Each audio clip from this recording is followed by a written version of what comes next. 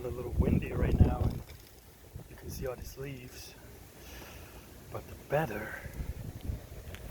is cleaning it up.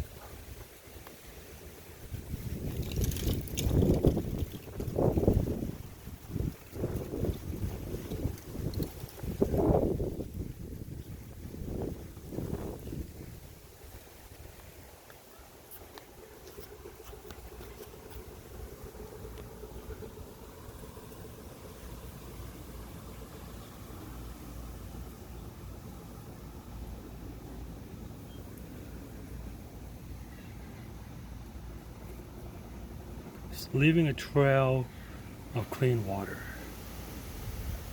Granted, it doesn't scrub the tiles, but there's enough debris floating in the middle of the pool that it's making a big difference.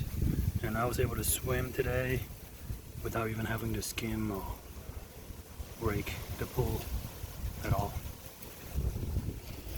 You see all these leaves that are blowing into the pool because of the wind.